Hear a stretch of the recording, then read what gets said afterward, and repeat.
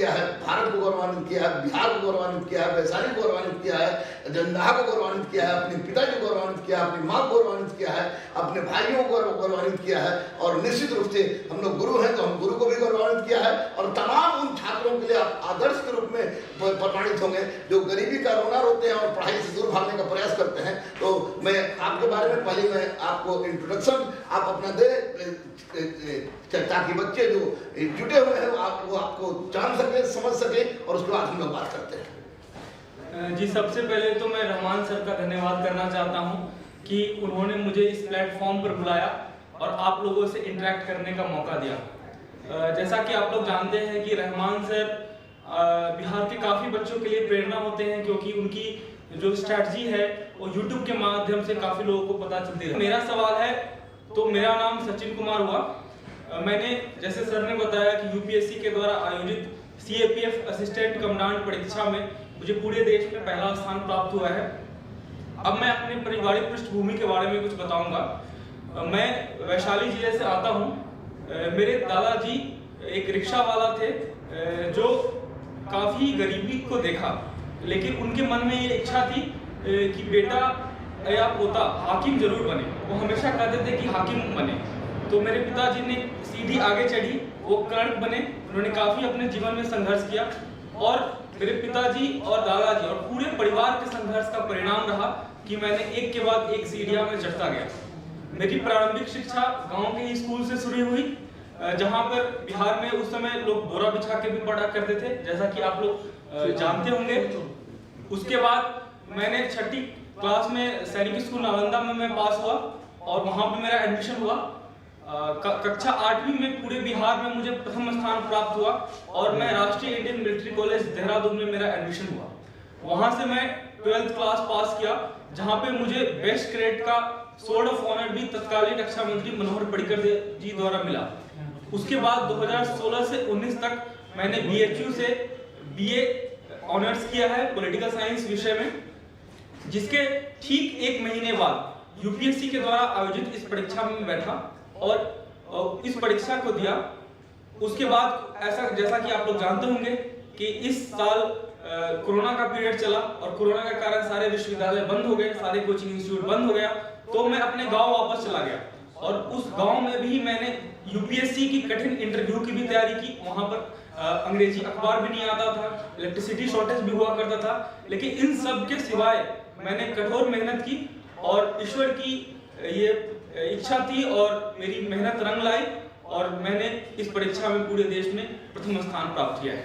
बहुत बहुत धन्यवाद सचिन। जैसा कि आप लोग सुन रहे होंगे कि सचिन ने यह स्पष्ट रूप से कहा कि इनके पिताजी क्लर्क हैं, और मैं आपको बताता चलूँ कि इनके क्लर्क भी वो भी आपको परमानेंट क्लर्क नहीं है BN मंडल यूनिवर्सिटी में, और इनके दादाजी रिक्शा क्लर्क थे। तो आज मेरे गर्व के साथ मैं कहने में तनिक भी संकोच नहीं करूंगा कि इनके दादा रिक्शा क्लर्क थे और इनके पिताजी जो है वह कैजुअल बेसिस पर क्लर्क है। उसके बावजूद बेटा ने जो कार्य किया, तो मुझे एक बात स्पष्ट रूप से यह कहने में तनी भी संकोच नहीं हो रही है कि सचिन जैसा बच्चा अगर जिसके पास भी हो तो निसंदेह वह माँ, वो बाप, वो दादा, वो पूरा परिवार, वो पूरा खानदान, वो पूरा राज्य, वो पूरा जिला, वो पूरा राष्ट्र उस पर गर्व कर सकता है। तो महंगी किताबें लेनी पड़ती होंगी, पेपर लेना पड़ता होगा, तो उसके बावजूद भी आपने इतना बड़ा डिसीजन कैसे लिया कि आप यूपीएससी करेंगे? जी, जैसा कि मेरे परिवार में कुछ ऐसा फोर्स के प्रति तो कोई नहीं था, लेकिन मेरे गांव में अगर कोई सिपाही भी बन जाता था तो गांव में मिठाई बंटती थी कि कोई सिपाही बन गया है, और यहाँ तक कि किसी ने दारोगा भी नहीं बना था। तो मेरे मन में इच्छा थी कि अगर यहाँ के लोग सिपाही बनते हैं तो कोई ना अधिकारी भी तो बन सकता है। तो मैं सोचता था कि कुछ ऐसा करूँ कि मेरे गाँव को भी मुझ पर गर्व हो और बाकी भी लोगों को गर्व हो। जैसा कि आपने बताया कि मेरे पिताजी 1992 से 2017 तक डेली बेस क्लर्क थे। उसके बाद उन्होंने पटना हाई कोर्ट में काफी लंबे समय तक उन्होंने कोर्ट केस लड़ा और अभी उन्हें परमानेंट कर दिया गया है, लेकिन उनका अभी भी वो प्रोसेस अंडरगो है और कंफर्मेशन नहीं हुआ है। जहां तक आपने बताया सीएपीएफ परीक्षा के बारे में, तो ऐसा तो लोग कहते थे कि कोचिंग के बिना तैयारी नहीं हो सकती, काफी खर्चीला है, ये सब चीज है। लेकिन आज के समय में यूट्यूब, गूगल के आने के बाद काफी चीजें बदल गई है और हमारे यहाँ हम देख रहे हैं कि बहुत सारे यूट्यूब चैनल है, जैसे रहमान सर का ही हो गया, और भी काफी यूट्यूब चैनल है जो विभिन्न परीक्षा के लिए तैयारी करवाने के लिए स्टूडेंट को करते हैं। अगर आपको लगता है कि आप यूट्यूब के माध्यम से भी, गूगल के माध्यम से भी और सेल्फ स्टडी के बेसिस पे प्रिपरेशन कर सकते हैं, तो मुझे लगता है कि आपको करना चाहिए। अगर आपको लगता है कि नहीं, आपको क्लासरूम कोचिंग की आवश्यकता है और आपकी फाउंडेशन वीक है, तो आपको कोचिंग ले सकते हैं। लेकिन जहां तक मेरा सवाल है, तो मुझे लगता है कि मेरी फाउंडेशंस काफी स्ट्रांग थी, क्योंकि मैंने बचपन से ही मेहनत से पढ़ाई की थी, इसीलिए मैं चीजों को जल्दी समझ सकता था और उसके बाद मैं कंटिन्यूअस प्रैक्टिस करता रहा, जिसके कारण मैं इस परीक्षा में प्रथम प्रयास में प्रथम रैंक ला पाया। चलिए, बहुत अच्छा लग रहा है मुझे सचिन आपसे बात करते हुए। मन मस्तिष्क में अजीब सा मन पर पुष्पित पल्लवित हो रहा है, और मुझे लग रहा है कि मेरा बेटा बैठा हुआ है सामने और बेटा एक कहानी को बता रहा है कि घोर अंधेरी रात को चीरते हुए आपने जिस उजाला को प्राप्त किया है। तो आपके पिताजी एक केस लड़ रहे हैं, केस जीते हैं, उससे मुझे कोई फर्क नहीं पड़ता, ना ही आपके पिताजी को कोई फर्क पड़ता होगा, क्योंकि उनका बेटा क्लास 1 ऑफिसर को प्राप्त किया है, वो भी मेहनत, जुनून और पागलपन के हद तक। तो सचिन, सबसे पहला सवाल मेरा ये है कि आपने सीएपीएफ की परीक्षा में प्रथम स्थान प्राप्त किया, जो ऑल ओवर इंडिया में बहुत ही सुनने में जब इतना अच्छा लग रहा है, तो स्वाभाविक है कि आपने जब इस रिजल्ट आपको पता थी, तो इस रिजल्ट की पहली जानकारी आपको कैसे पता चली कि आपने सीएपीएफ क्वालिफाई कर लिया है और वही ऑल ओवर इंडिया में आपका प्रथम रैंक है? इसकी जानकारी आपको सबसे पहले किसके द्वारा मिला? जी, रिजल्ट काफी टाइम से डिले हो रहा था, तो मन में उत्सुकता तो थी कि अब रिजल्ट आने वाला है, लेकिन रिजल्ट नहीं यूपीएससी के द्वारा रिलीज किया जा रहा था। एक बार मैं घर पे गांव में ही था, तो अचानक से मुझे फोन आया, तो उस समय मैंने रिजल्ट भी नहीं देखा था। तो एक मेरे दोस्त ने फोन किया और बोला कि आपका नाम सचिन कुमार है, आपका रोल नंबर क्या था? एक सचिन कुमार ने किसी ने ऑल ओवर इंडिया टॉप किया है। तो मैं सोचा कि मैं भी हो सकता हूँ, लेकिन मन में कभी ऐसा सोचा नहीं था, सपने में भी नहीं सोचा था कि all over India first rank आएगी। तो मैंने बोला ठीक है, तुम फोन कट करो, मैं इंटरनेट पे अपना एडमिट कार्ड लेके आता हूँ। तो फिर मैं एडमिट कार्ड लेके आया और उसमें मैंने अपने रोल नंबर को कम से कम 3 बार चेक किया कि मैं ही तो हूँ, नहीं तो कहीं गलत जानकारी तो नहीं फैल जाए कि कोई और है जिसने टॉप कर गया है। तो ऐसी कुछ बात थी, लेकिन मुझे लगता है कि कोई भी टॉप करता है तो उसके साथ ऐसा ही होता है, और मुझे लगता है कि जीवन में जो भी बड़े चीजें होते हैं वो अचानक ही होता है और ईश्वर की कृपा से ही होती है। चलिए, बहुत बहुत बहुत बड़ी बात आपने कहा कि जीवन में कोई भी चीज होता है अचानक होता है, लेकिन उस अचानक को होने में एक लंबे संघर्ष का भी परिणाम होता है, और आपने किया है उस संघर्ष को। आपने किया, बहुत सारी अपने समस्या झेली है। आपने प्रथम चॉइस है, जिसमें पैरामिलिट्री फोर्स में बहुत सारे चॉइस हैं। मैं आपके बारे में बहुत सारी बातें बताऊंगा जो कि स्टूडेंट को बहुत अच्छा लगेगा, क्योंकि मैं जानता हूं कि तू शाहीन है, परवाज़ है काम तेरा सितारों के आगे जहां और भी है। तो आप इस स्थान पर रुकने वाले नहीं हैं, क्योंकि आपकी बहुत सारी बातों को मैं जानता हूं, जो थोड़ी देर में शेयर करूंगा, बच्चों के साथ शेयर करूंगा कि जो हो। और निश्चित रूप से मेरी भी यही इच्छा है कि आपने जो क्वालिफाई किया है, इसी तरह की एक और न्यूज अदम्य गुरुकुल और मां प्रेमा फाउंडेशन से लेकर हम लोग आपके सामने आए, और उस समय भी इंटरव्यू लें तो एक जबरदस्त लगेगा, वो मैं बाद में चर्चा करूंगा। तो सचिन, एक बात बताइए कि आपको अचानक लगा, और अचानक लगा तो मुझे नहीं लग रहा है कि आपको भले अचानक लगा हो, लेकिन इसके लिए आपने अचानक तैयारी नहीं शुरू की होगी, लंबा वक्त किया होगा। और बच्चों, आपको मैं बता दूं कि मैं बार बार कहता हूं, अदम्य गुरुकुल मां प्रेमा फाउंडेशन के प्लेटफॉर्म पर मैं बार बार कहता आया हूं कि फाउंडेशन, ये अपना फाउंडेशन न्यू जड़ न्यू मजबूत करें, अपना न्यू मजबूत करें, फाउंडेशन मौजूद करें। और उसके लिए मैं बार बार सुझाव देता हूं किताब की, लेकिन आज बारी है, आज दिन है सचिन की, इसलिए आज सचिन से ही किताब के बारे में हम जानेंगे। लेकिन इतना तय है कि जब न्यू मजबूत होता है तो इमारत बुलंद खड़ी होती है, और उसका ज्वलंत उदाहरण है सचिन, सीएपीएफ में प्रथम स्थान प्राप्त करने वाला पूरे भारत स्तर पर, जिसने भारत के साथ साथ हमारे बिहार में वैशाली का अपना एक अलग ही महत्व रहा है। वज्जी गणराज्य विश्व का प्राचीनतम गणराज्य रहा है, और उस वैशाली गणराज्य से एक जंदाहा में गया हूँ, और अब सचिन के शादी में भी मैं जाऊंगा, या कोई फंक्शन उसमें भी मैं जाऊंगा, तो मैं जंदाहा गया हूँ। उस छोटे से जगह से सचिन ने ये प्रमाणित कर दिया है कि सफलता के लिए दिल्ली जाना जाना या कहीं और जाना जरूरी नहीं है। अगर सफलता का पाने का जुनून आपके मन में है तो मैं इस पर एक ही बात कहूंगा कि तेरे जुनून का नतीजा जरूर निकलेगा, तेरे जुनून का नतीजा जरूर निकलेगा। इसी स्याह समंदर से नूर निकलेगा। सिर्फ चिराग जलाए रखना, सिर्फ चिराग जलाए रखना। कोरोना काल की भयावह त्रासदी, इसको आप भयावह त्रासदी कह सकते हैं, लेकिन इस भयावह त्रासदी के क्रम में सचिन ने उस त्रासदी का कितना सकारात्मक प्रयोग किया, और सकारात्मक प्रयोग करके केवल सीएपीएफ में इसने क्वालिफाई नहीं किया, बल्कि इसने प्रथम स्थान प्राप्त करके यह दिखा दिया कि बिहारियों में आज भी दम है, और बिहारियों में आज भी दम है, और गांव आज भी मजबूत अवस्था में है।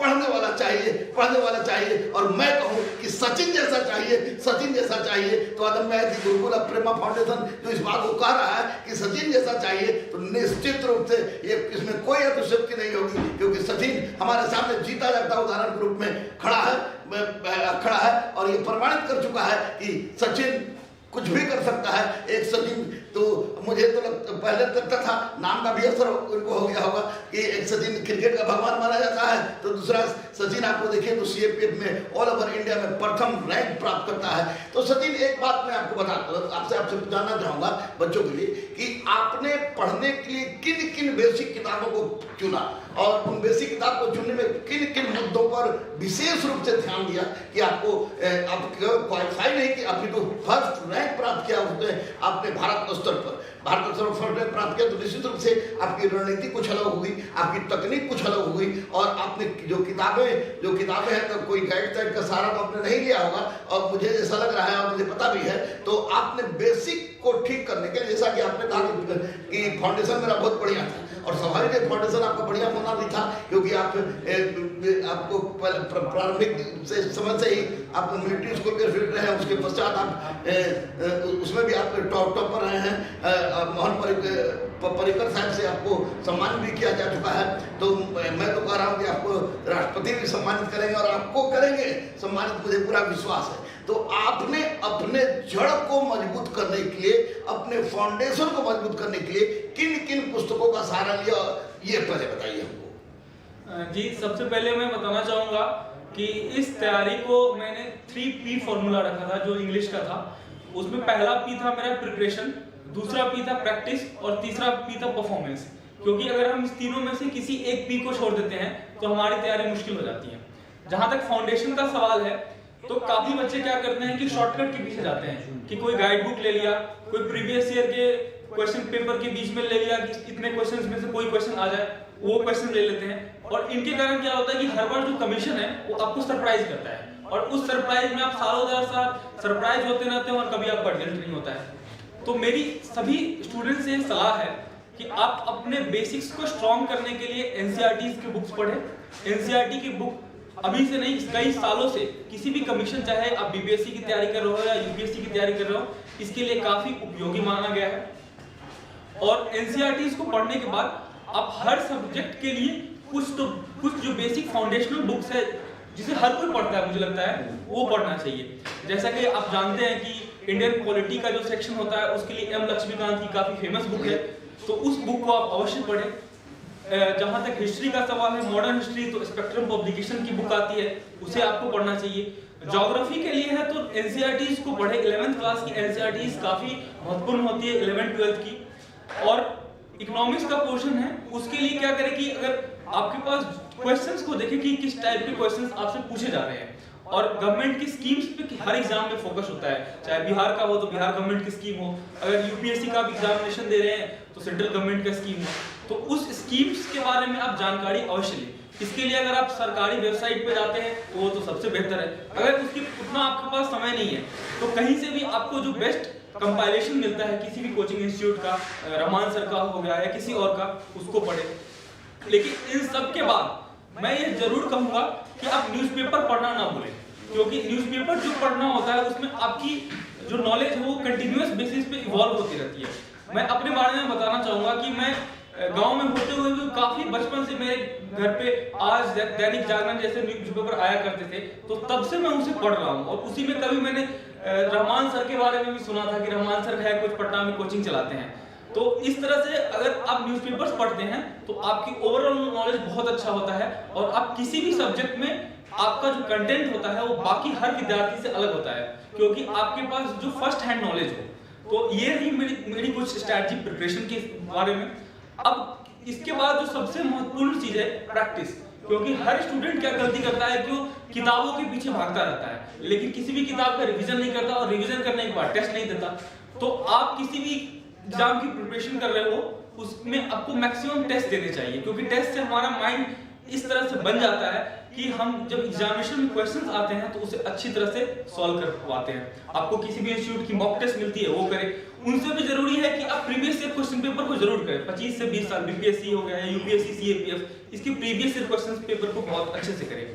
यहाँ तक सीएपीएफ परीक्षा की बात है तो उस पेपर में पेपर 2 होता है जो एक तरह से आप मेंस एग्जामिनेशन करके कह सकते हैं, जिसमें आपको लिखना होता है आंसर्स। उसमें आप एस्से का जो पार्ट है वो हिंदी और अंग्रेजी दोनों में लिख सकते हैं, बाकी जो और रिपोर्ट और आर्गुमेंट्स होते हैं वो आपको अंग्रेजी में लिखना होता है। लेकिन आप इस बात को समझिए, अगर कोई हिंदी माध्यम से कोई विद्यार्थी तैयारी कर रहा हो कि यूपीएससी आपको एस्से हिंदी में क्यों लिखने दे रहा है, क्योंकि वो चाहता है कि हिंदी माध्यम के भी विद्यार्थी सिलेक्शन हो। इसीलिए अगर आपको बेसिक भी इंग्लिश की नॉलेज है और अगर आपके पास कंटेंट अच्छा है जो आपको न्यूज़पेपर के बेसिस पे, एनसीईआरटीज के बेसिस पे और बेसिक फाउंडेशनल बुक्स पे बन जाएगी, तो आप इस परीक्षा में अवश्य सफल होंगे। यही रही मेरी एग्जामिनेशन की। और उसके बाद मैं एक लास्ट चीज कहूंगा जो मैंने बताया था, परफॉर्मेंस। मैंने ये देखा है कि काफी विद्यार्थी सालों मेहनत करते हैं, दिन रात मेहनत करते हैं, लेकिन एग्जामिनेशन में उनको नर्वसनेस हो जाता है। पता नहीं क्या होता है कि क्वेश्चन देखते ही कुछ ना कुछ हो जाता है और जो जानते हुए क्वेश्चन है उसको गलत करके आते हैं। तो इसीलिए आप एग्जामिनेशन में पूरी तरह से काम एंड कंपोज रहे, क्वेश्चंस को समझे और उसके बाद ही उसको आंसर करें। मिस्टर सचिन बोल रहे हैं इसलिए अधिकारी को सचिन बेटा ही बहुत उपयुक्त हमको लग रहा है। देखिए सचिन ने एक बहुत बड़ी बात कही, ट्रिपल पी का फार्मूला, और साथ ही साथ उन्होंने बताया कि फाउंडेशन के लिए एनसीईआरटी कितनी महत्वपूर्ण है। एनसीईआरटी में बार बार कहता हूँ अदम्य गुरुकुल और मां प्रेमा फाउंडेशन के तहत आप लोगों को कि एनसीईआरटी किसी भी परिस्थिति में एनसीईआरटी रामबाण के रूप में अपनाइए। और आपको मैं बताता चलूं कि 1993 से लेकर 94-95 तक बहुत सारे आईएएस को मैं ऐसे हैं जिनके बारे में मैं जानता हूं कि उन लोगों ने अपना यूपीएससी क्वालिफाई किया तो एनसीईआरटी के बल पर।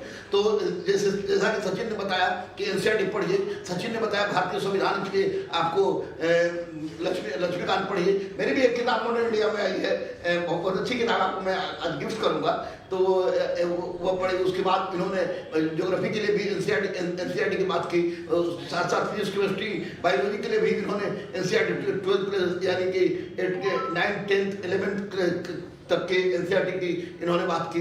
और करंट अफेयर्स के लिए इन्होंने पेपर के साथ साथ एक अच्छी मैगजीन, अगर आपका मीडियम हिंदी है तो निश्चित रूप से आप हिंदी मीडियम में प्रत्युत्तर दर्पण भी आता है, और इंग्लिश मीडियम है तो इंग्लिश मीडियम से एक मैगजीन जरूरी है। लेकिन इन्होंने सबसे महत्वपूर्ण बात जो कही है कि किसी भी परीक्षा में सफलता के लिए जरूरी है कि अपने आप को करंट से निरंतर बनाए रखा जाए। जैसा कि इन्होंने कहा कि मैं आपको आज हिंदुस्तान दैनिक जागरण पेपर पढ़ने का शुरू से आदी रहा हूँ और मैं बचपन से ही उसको पढ़ता था, तो निश्चित था कि होनहार विद्वान के चिकने पाठ वाली बात को इन्होंने चरितार्थ किया और अपने फाउंडेशन को मजबूत किया। साथ ही साथ सचिन ने यह भी कहा कि बिना प्रैक्टिस कुछ नहीं होता है। यानी आप देखते हो कि चाहे ये सचिन आपके सामने बैठा हो या क्रिकेट के मैदान का सचिन हो, अपना मैच खेलने के पहले वो भी प्रैक्टिस करते थे, और सचिन ने परीक्षा देने के पहले भी प्रैक्टिस किया, जैसा कि इन्होंने इससे बताया। तो स्वाभाविक है प्रैक्टिस भी बहुत जरूरी है, लेकिन प्रैक्टिस के लिए निश्चित रूप से आपको मैं बता दूं कि कोई भी लोकल गाइड या अचानक उस तरह गाइड को किसी परिस्थिति में सचिन ने भी टच नहीं किया, आप लोग भी टच नहीं करना है, इसमें त्रुटियां ज्यादा हो। और उससे भी बड़ी बात कि सरकारी जॉब की उन्होंने बात की, और स्पष्ट रूप से इन्होंने बताया कि आदमी मेहनत करके डेडिकेशन के बल पर और जुनून के बल पर कोई भी सफलता प्राप्त कर सकता है, जैसा कि सचिन ने किया। सचिन एक बात बताइए आप कि इसमें आप सीएपीएफ के बारे में क्या क्या फेज है, हमारे बच्चों को बताएं कि सीएपीएफ में कौन कौन सारे फेज हैं, किस फेज से आपको गुजरना पड़ा है। जी, सीएपीएफ परीक्षा है वो मेन तो मैं कहूँ तो 3 स्टेज है, लेकिन अगर इसको मैं विभाजित करके देखूँ तो ये 5 स्टेज का एग्जामिनेशन है। तो सबसे पहले इसमें रिटन एग्जामिनेशन होता है, जिसमें 2 पेपर्स होते हैं। पहला पेपर जो होता है वो ऑब्जेक्टिव बेस्ड क्वेश्चंस होते हैं।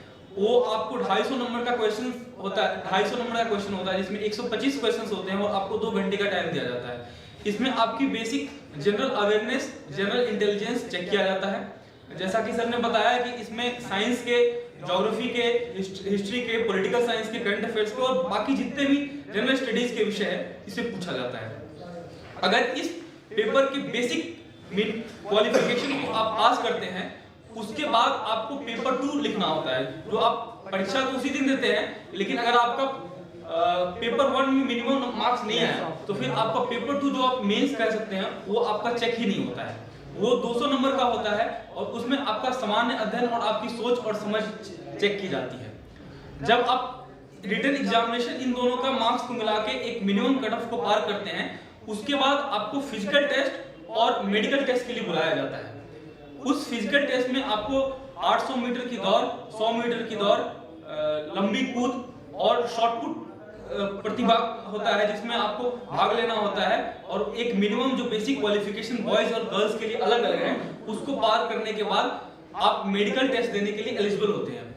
मेडिकल टेस्ट में जो भी फोर्सेस की बेसिक रिक्वायरमेंट्स है उसके बेसिस पे आपका चेक किया जाता है। और मेडिकल टेस्ट क्वालिफाई होने के बाद, यानी मेडिकल और फिजिकल जब दोनों क्वालिफाई कर जाते हैं, उसके बाद आपको जो यूपीएससी का सबसे फेमस और नामी इंटरव्यू कहा जाता है, जिसके बारे में बहुत हाई मार्केट में चलता है, उसके लिए आप एलिजिबल होते हैं। तो इंटरव्यू आपको बुलाया जाता है, जिसमें हर बार जितने भी वैकेंसीज होती है उससे लगभग 3 गुना के आसपास स्टूडेंट इंटरव्यू में जाते हैं। और उसका बाद जब आप इंटरव्यू 150 मार्क्स का दे देते हैं, तो फाइनली आपका जो रिटन है और आपका इंटरव्यू है, इस दोनों के मार्क्स को ऐड करके फाइनल मेरिट लिस्ट पब्लिश किया जाता है। इसमें फिजिकल और मेडिकल बस क्वालिफाइंग होता है। और पूरे एग्जामिनेशन प्रोसेस में जैसा कि सर ने कहा कि प्रैक्टिस ही की है, और जैसा कि हम लोग बचपन से सुनते आ रहे हैं कि करत करत अभ्यास जड़मत होत सुजान, तो हर जगह पे आप अगर प्रैक्टिस करते रहे तो पूरी परीक्षा है वो काफी आपके लिए आसान हो जाती है। बहुत अच्छा आपने समझ लिया होगा सचिन ने किस तरह की तैयारी की और क्या क्या इसका प्रोसेस है, क्या क्या प्रोसेस है। तो सचिन के बारे में बहुत सारी बातें ऐसी हैं जो मैं जानता हूँ, सचिन जानते हैं, और तो उसकी मैं चर्चा करूँगा। और साथ ही साथ सचिन ने क्यों CAPF सोचा तो उस चर्चा करूँगा। और बहुत बड़ी बात, एक बार मैं बात छुपा रहा हूँ सचिन के बारे में, जो थोड़ी सी देर में मैं आपसे चर्चा करूँगा। फिलहाल लेते हैं ब्रेक में गुरु रहमान अदम्य गुरुकुल से और मां प्रेमा फाउंडेशन से। और तब तक के लिए मैं थोड़ी देर विराम लेता हूं। फिर आपका कहीं जाइएगा मत, जुड़ते जाइएगा।